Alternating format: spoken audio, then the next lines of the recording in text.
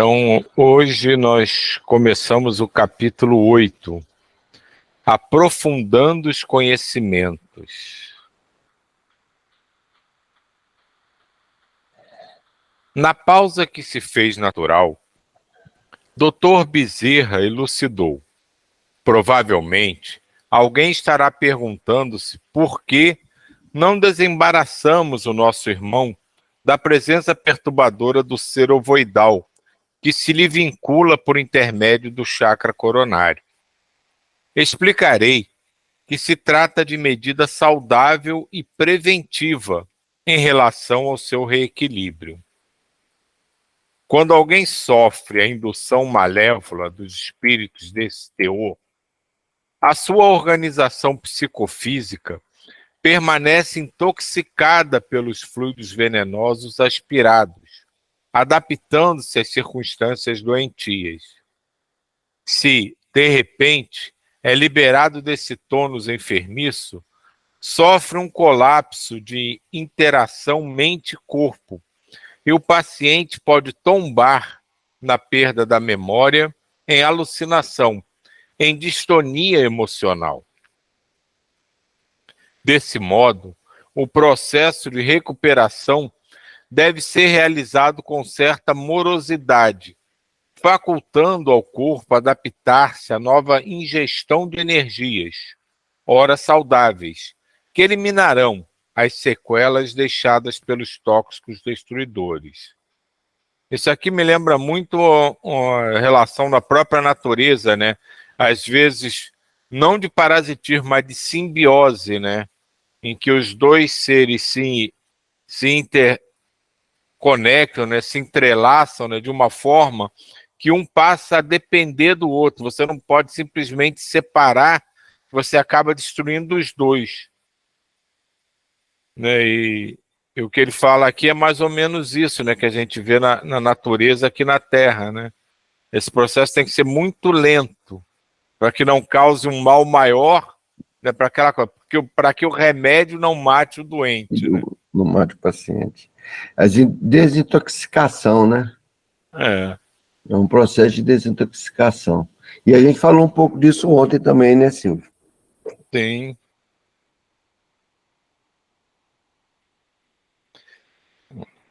Nosso irmão despertará com vagas lembranças do nosso encontro, nauseado, mas indisposto. No entanto, com real interesse pela mudança que se lhe deve operar no que diz respeito à conduta mental e moral.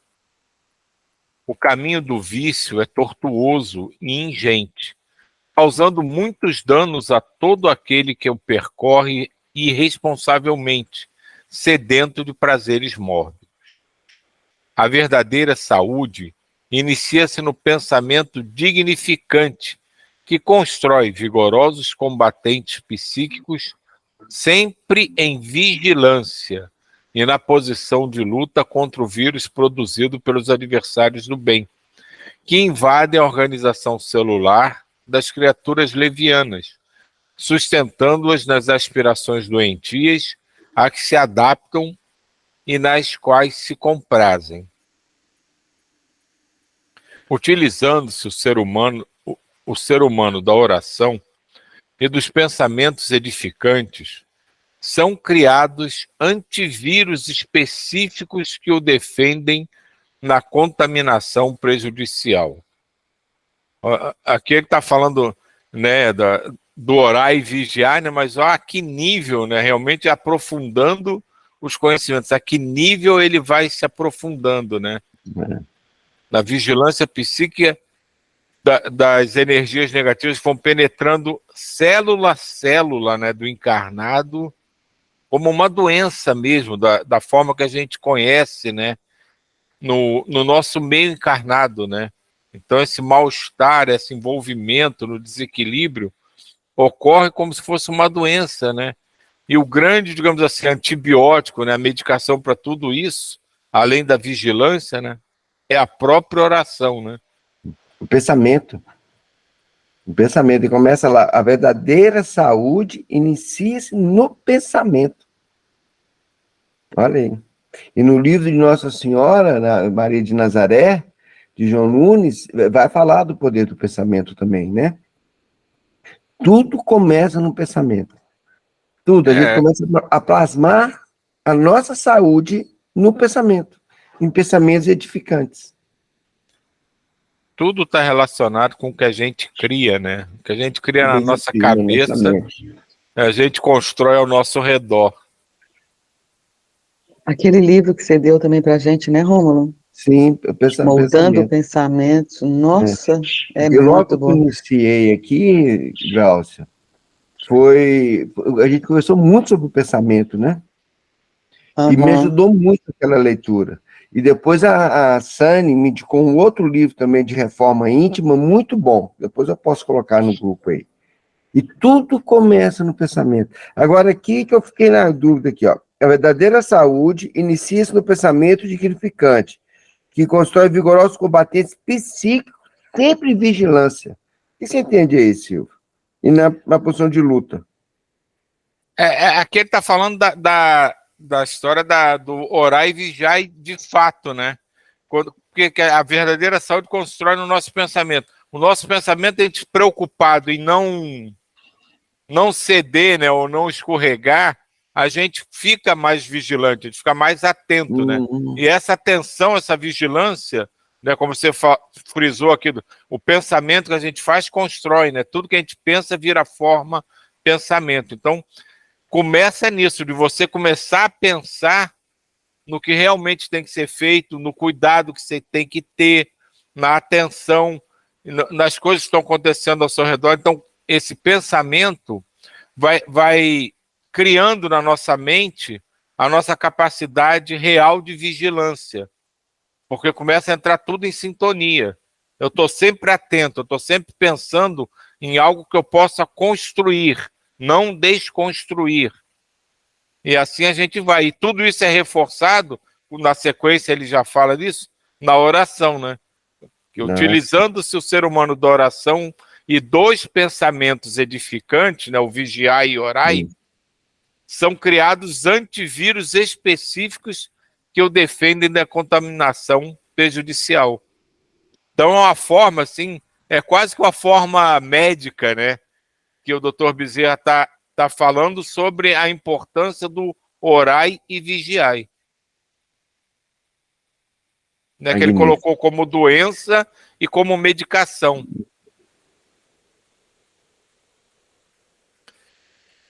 É sempre de bom alvitre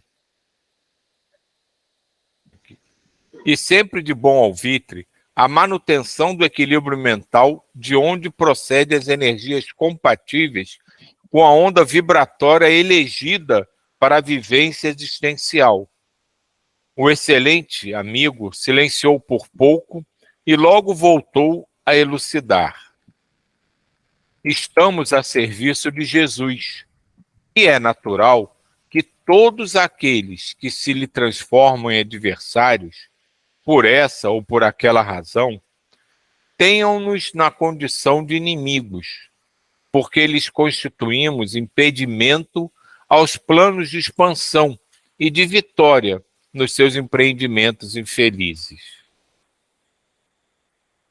Nosso irmão Anacleto vem sendo vítima da própria incúria, por não ter resistido aos impulsos submetidos à sua fé espiritual, mas não superados, com a viuvez e a solidão, para as quais não estava preparado, abriu espaço para os devaneios mentais, primeiros passos para a adoção de tormentos de toda ordem, sendo assediado por sectários do Rabino Eliakim Ben Sadoc. Quem não lembra do Eliakim Ben Sadoc, ele veio lá do primeiro livro, que foi aquele rabino que foi recebido na Casa Espírita, que tinha vindo com todo um exército de seguidores para destruir tudo, mas foi permitido só que ele entrasse. E ali ele foi liberado sem ser iniciado nenhum tipo de atendimento. E foi dito que depois ele voltaria no livro seguinte, né? Então aqui está a história dele. E aí ele achou que ele foi encurralado, que fizeram uma armadilha para ele. Isso mesmo. Vou aproveitar que fez o intervalo, que eu comentei aqui. O livro que a gente conversou primeiro foi a Força do Pensamento, né? Sobre o pensamento. O livro que a Sânia indicou é Reforma Íntima. Reforma Íntima Sem Martírio. É um livro muito bom também, para quem busca a reforma íntima. Então vamos lá continuar. Então, assediados pelo Rabino Eliakim Ben Sadoc, de que nos recordamos. Ele próprio, desde que foi desmascarado em encontro passado com os mensageiros do Senhor, prometeu lutar contra os cristãos novos, conforme já vinha fazendo. Porém, agora, investindo todas as forças de modo a impedir, na sua presunção, a conquista dos corações pela doutrina kardeciana. Assim, procurou várias instituições dedicadas à prática e à vivência do espiritismo, elegendo esta, em razão do seu elevado programa cristão e sua vinculação ao pobrezinho de Assis, para prosseguir na luta feroz, estigmatizando-a e levando à eclosão de escândalos prejudiciais ao pensamento doutrinário. Percebido seu plano maldito pelo nosso irmão e pelos trabalhadores espirituais que dirigem a sociedade, os mesmos recorreram a São Francisco, conforme já o sabemos, e as providências do amor estão sendo aplicadas.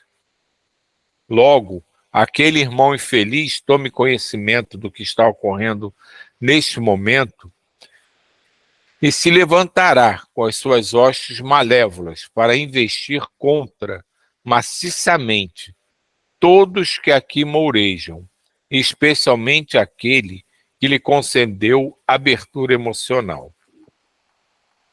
E isso é uma coisa, né, que ele fala até num parágrafo um pouco acima, né, que esses espíritos desarmonizados, né, quando percebem que ou o local ou a pessoa a que eles estão ligados começa a receber ajuda, eles se voltam também contra aqueles que estão tentando ajudar.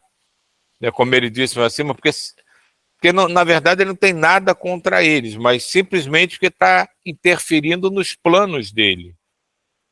E para a gente, isso é uma coisa que a gente tem que estar bem atento, porque a gente não deixa de fazer isso o tempo todo, né? No momento que a gente optou nas nossas vidas de irradiar amor pelo mundo, de tentar envolver tudo ao nosso redor, o mais longínquo orbe no universo, com amor, com bem-estar, a gente acaba fazendo isso também, mesmo inconscientemente, mesmo sem ter a menor ideia de como ou aonde, a gente pode estar irradiando esse amor, e esse amor está envolvendo espíritos em necessidade, espíritos em sofrimento, e isso causa um mal-estar e uns sentimentos negativos de espíritos em desarmonia envolvidos no processo contra aqueles que buscam ajuda. E aí é que faz-se mais importante para cada um de nós a famosa vigilância e manter-se sempre em oração.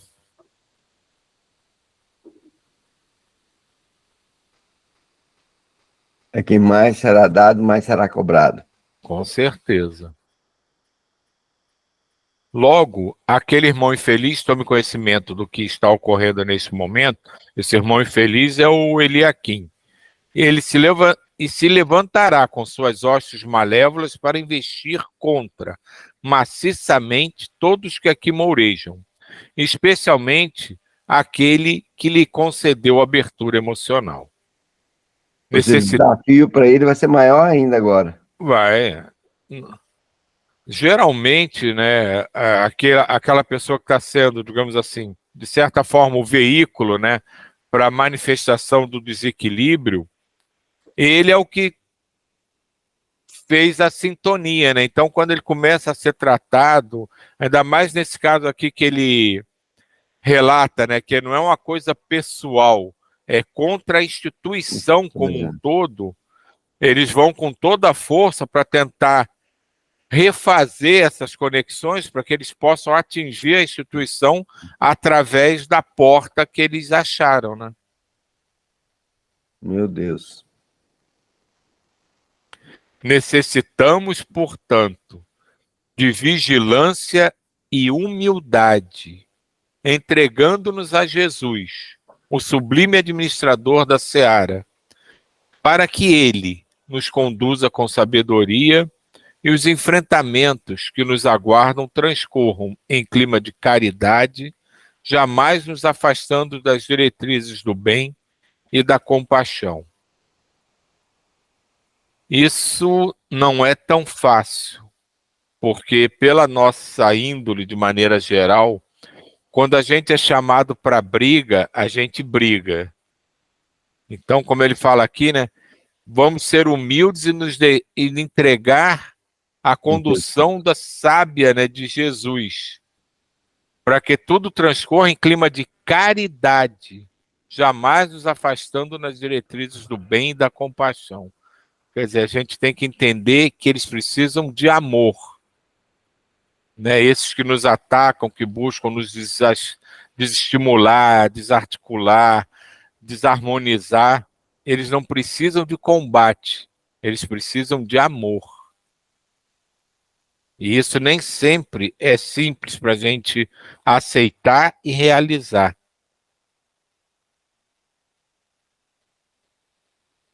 O venerando apóstolo tinha lágrimas que não chegavam a vencer a comporta dos olhos. A voz era suave, mas profunda, de alta significação durante a elucidação. Logo depois esclareceu. Certamente, os médiuns, os diretores e demais membros da instituição, nos próximos dias, estarão sendo assediados pelos sicários a serviço do chefe ignóbil. Ciladas serão arquitetadas, agressões farão parte do programa de vingança, enfrentamentos familiares e na área do trabalho, num cerco vigoroso, a fim de que alguns desertem ou entreguem-se à rebeldia. As interrogações injustificadas, como: por que, estando no bem, o mal me persegue? Onde estão as defesas espirituais em meu benefício?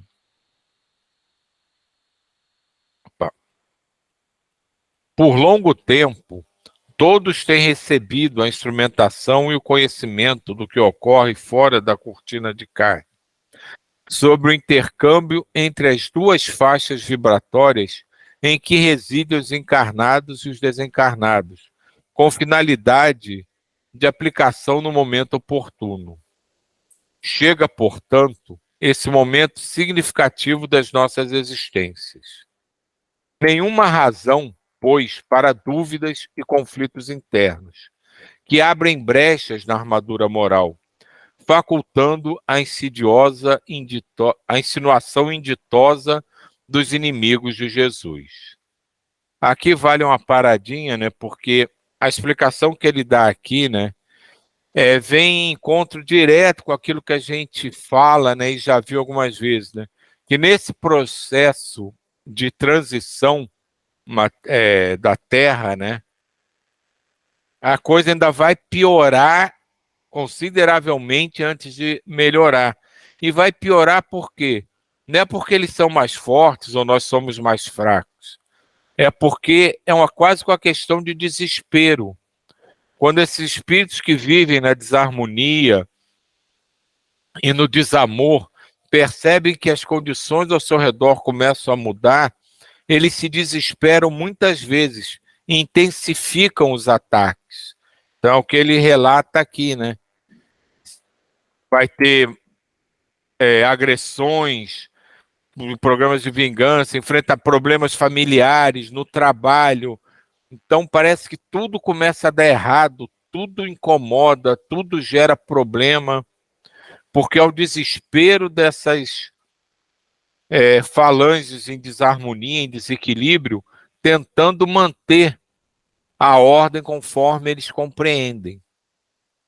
Aí vem a importância da gente manter-se envolvido e entregue a Jesus, a Maria, ao verdadeiro amor. Que a gente passa por isso com tranquilidade. Quando a gente se deixa abater ou entra nessa sintonia, a gente também se desequilibra.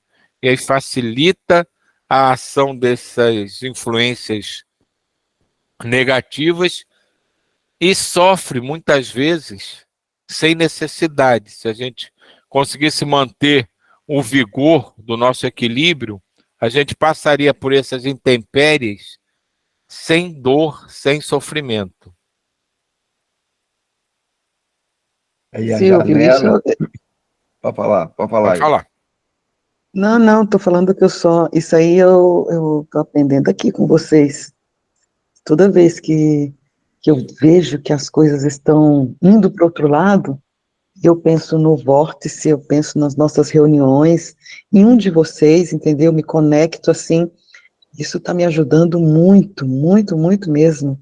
Parece que, igual você falou, se você estiver ligado em coisas boas, os problemas ficam mais suaves, né? Não que desapareçam, mas eles são vistos de outras maneiras. E isso está me ajudando muito, viu? Muito. Que bênção. Que bênção. E a janela sempre é a dúvida, né, gente? Coloca aqui, porque estando no bem, o mal me persegue? E agora, se a gente trazer com a gente, nossos corações, aquela certeza que Deus dá o frio conforme o cobertor, se até Francisco foi tentado e teve que vencer, né? Nós lemos isso na semana passada, né, no livro de Francisco, e que o mal tentou de todo jeito, né, chegar até Francisco, e os anjos que protegem Francisco ele tem capacidade de vencer. E fez ele mesmo vencer. Isso é um exercício de fé. A fé tem que ser exercitada, né? O pensamento é exercitado. E é como um músculo, se você não exercita, ele atrofia. Temos que estar exercitando a nossa fé, a nossa confiança em Deus, e sempre em oração e pensamentos positivos. E confiando, nosso Glaucio falou que agora tão bonito, Glaucio, e confiando nesse grupo, né, que estamos juntos orando, e temos que orar um por outro, orar por todo o universo, né, por toda a humanidade, por todos, mas é um momento de oração, assim, quando a gente com a gente, né, conversando com o Pai, orar pelo grupo, porque pode vir através de um de nós, né? Se um de nós estiver desequilibrado, todo o grupo desequilibra. Por isso, o orar e vigiar é dobrado. Dobrado. Vamos lá. A Gláucia, né, ela, na verdade, está exemplificando o que ele falou aqui, né? Que a gente tem que, né, se manter ligado, né? A coisa está começando a desandar, a gente está começando a ver as coisas darem errado, começando a ver uma irritação, está nos circulando tudo. Entregar a espiritualidade maior, né, como diz aqui, né? Para que eles nos conduzam, né? Para que tudo transcorra em clima de caridade, jamais nos afastando das diretrizes do bem e da compaixão. E é exatamente isso que a gente vai aprendendo. Não é só você, Glaucia, que está aprendendo isso aqui, não. Mesmo alguns de nós que já ouviu falar isso anteriormente, está, como o Rômulo falou, exercitando isso agora. Porque isso não é uma coisa, não é um ensinamento, digamos assim, de matemática, você aprende a resolver aquele tipo de conta, pronto. Aprendi, já sei resolver aquilo, e qualquer vez que aparecer aquele tipo de conta, eu sei resolver. Isso vai lidando com nós mesmos, com milhares de anos de experiências que nós trazemos. E se a gente voltar para o nosso passado, essas experiências provavelmente não foram recheadas de momentos divinos, porque quanto mais a gente vai voltando para trás, mais a gente vai tendo consciência de que a gente sabia menos. Se a gente sabia menos, a gente errava mais. Então, todo mundo vai aprendendo. E quem já começou a aprender vai exercitando, vai sendo relembrado constantemente. A gente fala, brinca muito disso.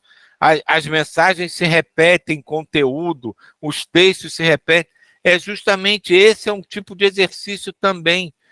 Aquela coisa do água mole em pedra dura, tanto bate até que fura. A coisa vem... Por que se repete tanto? Para aquilo e cada vez entrando com mais intensidade, com mais profundidade. E você já consegue fazer isso, às vezes com mais facilidade, às vezes com mais dificuldade, dependendo do nível do problema, de quem está envolvido na dificuldade, mas você já vai aprendendo e você, de alguma forma, já vai tentando isso. Peraí, não vou me irritar, está dando tudo errado, mas... vamos deixar a coisa correr, não vou entrar nessa vibe, Então, isso não é só você. Vários momentos do dia, todos nós devemos passar por isso e a gente vai exercitando. Ah, dessa vez não consegui. Não é só você que às vezes não consegue. Todos nós, às vezes, esquecemos que a gente tem que manter a vigilância e a oração. E você se irrita tanto que a última coisa que você vai pensar naquela hora é em orar para alguém. Depois, pode ser que um segundo depois você se arrepende, né, e entra num estado de oração. Mas o que a gente começou a falar no início da leitura hoje. Você pensou, você criou aquela atmosfera, mesmo que no segundo depois você se arrependa e já modifique, aquele segundo anterior você já jogou para o espaço. E pode ser que ele atinja alguém com sintonia e você causa uma desarmonia nele e depois você vai ter que consertar a consequência do teu ato, mas a gente ainda não consegue. O ideal é que a gente ficasse, como diz, 24 horas irradiando. Na verdade, o que eles dizem sutilmente não é para a gente ficar irradiando, é para a gente ficar atento, para a gente ficar justamente nesse estado de vigilância, de sintonia com o bem, com o amor, com a verdade, 24 horas. Ah, isso é para hoje, é para amanhã? É óbvio que não. Se a gente pudesse fazer isso já de hoje para amanhã, olha que beleza. Depois de amanhã a gente já botava nossas asinhas e saia voando embora. Vai levar tempo? Vai. Mas o importante é isso, começar. E estar conectado sempre. Né? Buscar sempre estar conectado. Quando a gente desconecta, procurar o mais rápido possível conectar novamente. Né? Voltar ao nosso estado de oração. O Trigueirinho falou que o Ismael comentou essa semana, estado orante. Manter o nosso estado orante. Constantemente. Que os anjos estão em volta da gente, né? Nos abençoando, nos protegendo, nos guiando. Que benção. E rapidinho, que já está na hora. E muitas vezes, Glaucia, você vai ter essa consciência, pô, a coisa está esquisita, vou aqui me concentrar, orar, mas você não consegue. Você não consegue se concentrar, você começa e se atrapalha e vai e volta. Ah, pô, tô na cabeça no mundo da lua. Pode ser que nesse momento, algo que você fez com a melhor das boas intenções incomodou alguém que não tinha boas intenções. E ele parou de olhar para onde estava olhando e está olhando para você. Aí tu fica naquele negócio, aí tu tenta rezar e começa Pai Nosso, a mercearia, não, peraí, Pai Nosso, peraí que esse caderno está fora do lugar. E você fica naquele negócio, você começa e não termina, aí daqui a pouco você para, peraí, onde eu estava, o que eu estava rezando. Isso é frequente. Ah, isso é porque a gente é fraco? Não, porque a gente está no aprendizado.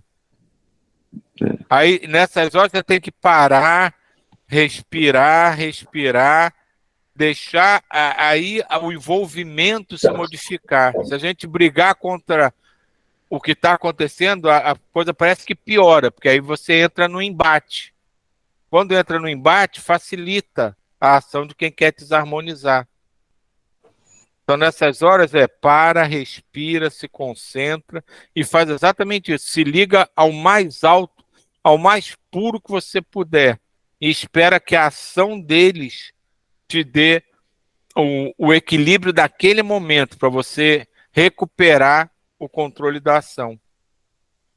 Mas vamos lá, que a Solange está doida para começar a irradiação dele.